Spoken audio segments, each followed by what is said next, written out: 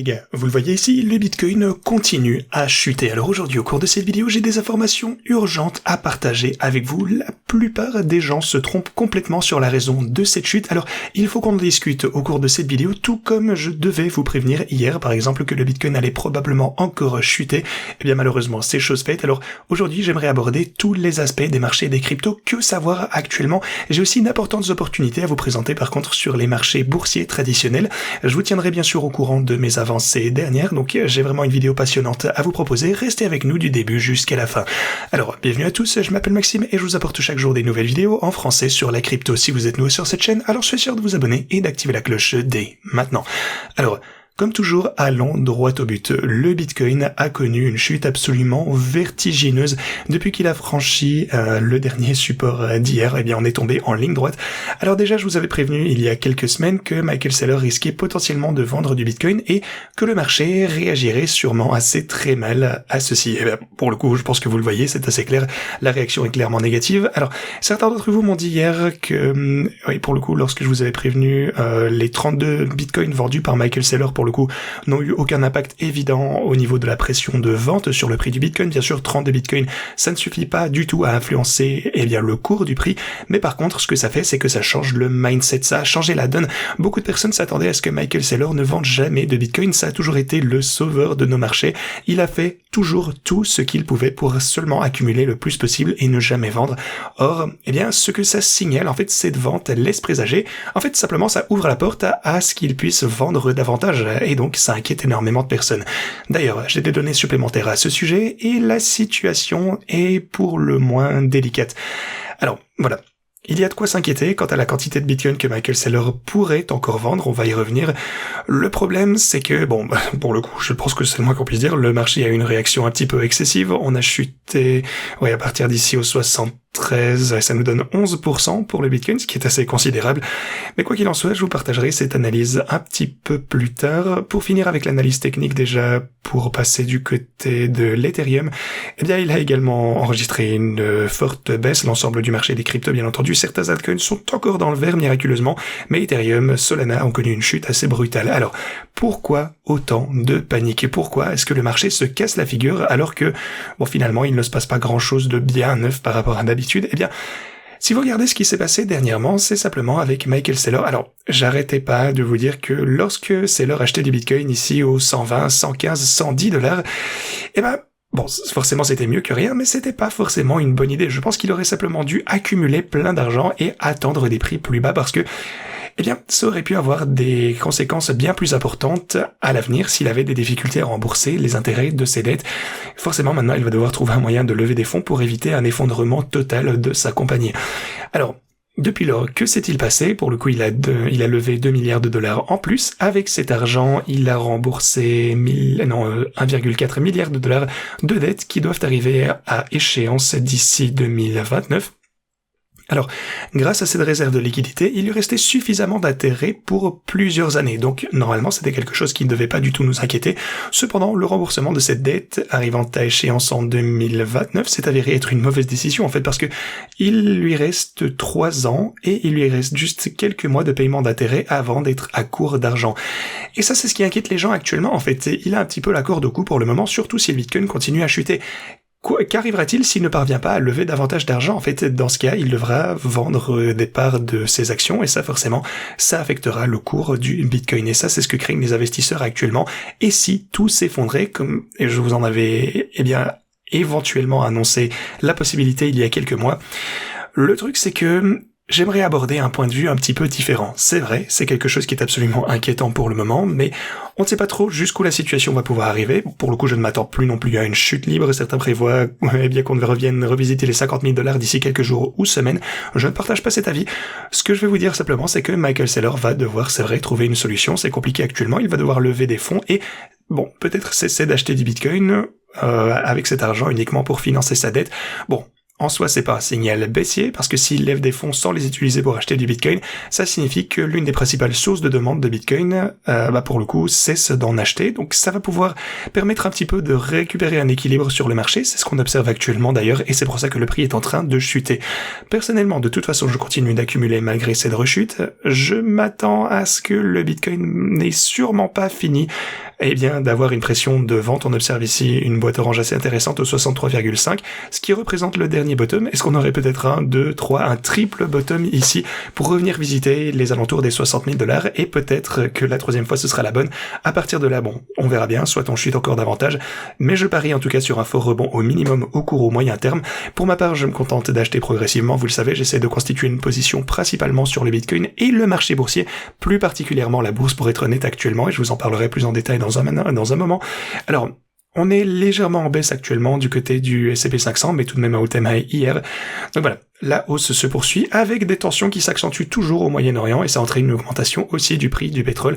Par conséquent, le marché boursier connaît un petit peu de difficultés aujourd'hui, comme en témoigne cette chandelle rouge, mais généralement, le cours rebondit et continue de grimper. Alors, concernant mes propres positions, notamment celles que je surveille actuellement du côté de Nvidia, eh bien, comme vous pouvez le constater, à partir de ma boîte orange, on a eu un gros rebond. Bon, on a eu un petit pullback, mais Nvidia reste toujours très solide. Alors, une autre stratégie que je vais mettre en place, cette fois-ci, ça concerne Google.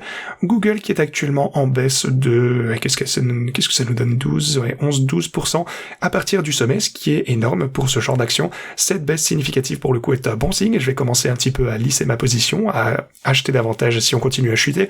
Mon objectif c'est de constituer une position sur des actions au plus vite. Alors si vous consultez les liens en description, vous pouvez aller sur mes allocations, vous verrez ma répartition actuelle et l'exposition totale que j'ai grâce aux stratégies de trading, que ce soit pour les bots de gris ou les bots DCA. Alors, vous pouvez voir que Intel commence un petit peu à rebondir après une forte chute récemment. Donc voilà, je continue à faire du DCA, simplement à lisser ma position. J'ai profité de la baisse bien entendu pour acheter davantage. Donc si le cours reste inférieur, et vous pouvez voir ici, toutes mes positions ont été achetées ici, donc j'attends juste de prendre mes bénéfices au 120. Alors si c'est pas le cas, je clôturerai simplement cette position. Je vais ensuite prendre la même position que j'ai de ce côté, vous pouvez voir 1600 et 6 actions Intel. Et je vais potentiellement clôturer ceci et ajouter ça à mon portefeuille d'actions. Donc, j'ai constitué une position sur Intel à un prix moyen bien inférieur et ensuite je réouvrirai la même position et je continuerai de cette manière. Alors, on a Intel, Meta, SanDisk, Nvidia, ce sont un petit peu, mes principales valeurs de prédilection, on va dire, celles que je souhaite accumuler au plus vite et je vais investir progressivement. Le truc, c'est que je veux pas surinvestir actuellement étant donné que tout est à all-time high. Je pense que les marchés sont un petit peu en surchauffe actuellement. À un moment donné, on aura forcément un crash et c'est précisément ce que j'attends pour acheter encore plus. Ensuite, j'ai ajouté des actions AVGO, Apple également, et Apple qui est assez intéressant actuellement. Je pense qu'Apple a connu un beau rebond. Attendez, laissez-moi voir, oui, vous pouvez le voir juste ici. Apple tente pour le moment de dépasser son précédent all-time high. Il est en mode price discovery. Donc voilà, c'est positif pour Apple. On a Robinhood également, bon, histoire de diversifier un petit peu mon portfolio. Donc quoi qu'il en soit, je vais vers une position Robinhood également. Vous pouvez le voir juste ici. Il s'agit d'une petite position, valeur nominale de 30 000 $. Mais voilà, si je remplis toutes ces positions à la baisse, j'aurai une position de 30 000 $ sur Robinhood. Et même chose pour Amazon, pour le coup, je vous en avais pas parlé encore. J'ai un petit peu diversifié toutes mes positions. Donc voilà. J'essaye de toucher un petit peu à tout pour voir aussi les secteurs qui se portent mieux actuellement. Et d'ailleurs, j'avais pas encore ouvert de position Amazon.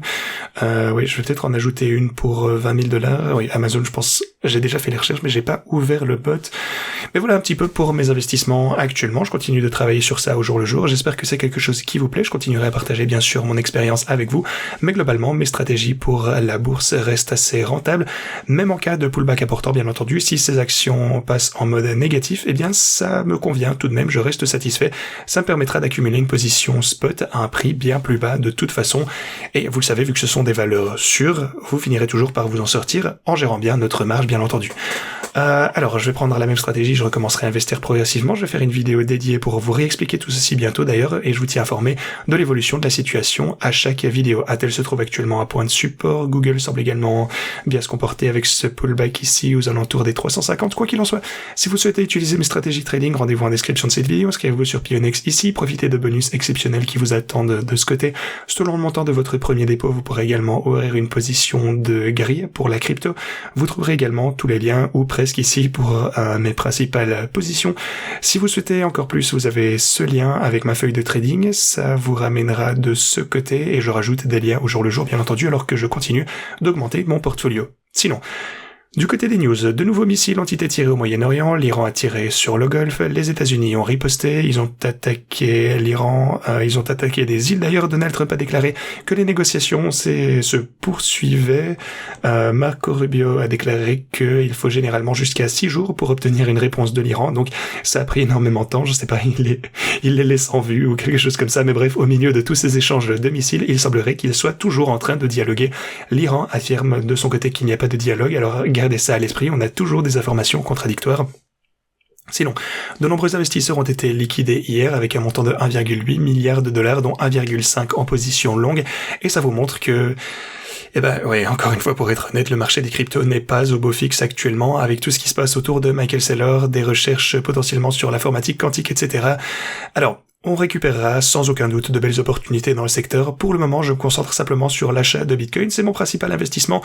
Bon, Ethereum, Solana, je ne suis toujours pas aussi convaincu qu'il risque de remonter de manière convaincante prochainement. Voilà, pour le Bitcoin, j'essaye simplement d'acquérir progressivement une position intéressante, et surtout, pour le marché boursier, je pense que c'est là que se trouvent actuellement les gains les plus importants. Donc voilà, je vous partage cette expérience à travers mes stratégies de trading également. Aussi, ce pullback signifie qu'on a une forte résistance qui nous attend lorsqu'on va vouloir remonter. Vous pourrez constater qu'on a pour le coup les moyennes de marché avec le prix de revient au court terme qui nous ont repoussé dernièrement, et ça risque de poser problème. Si on parvient à rebondir, ça risque de nous repousser une fois encore ou pas. Un point clé déjà, c'est la moyenne mobile de 200 semaines, vous la connaissez, elle se situe actuellement juste au-dessus des 60 000 $, on est en train de s'en rapprocher, ça pourrait constituer un support important si jamais on revient la toucher. Gardez à l'esprit que SpaceX prévoit une introduction en bourse prochainement, ça risque d'engendrer de la volatilité, ça va probablement être également une importante injection de liquidité sur le marché boursier. Alors, est-ce qu'il y aura suffisamment d'argent dans le marché pour maintenir cette position et toutes ces autres actions afin de préserver leur valorisation actuelle? Honnêtement, une correction de 10-15% pour des actions comme Intel, Google et Apple suite à cette introduction en bourse, ça ne me dérangerait pas du tout, ça ne m'étonnerait pas plus que ça d'ailleurs. Quoi qu'il en soit, si c'est le cas, j'en profiterai, je serai là pour être sûr d'acheter un maximum. Mais pour les stratégies de trading au court terme, bon, même si elles sont en perte, au long terme, je suis convaincu que constituer cette position sera rentable. Merci d'avoir regardé, ceci étant dit, et moi je vous dis à la prochaine.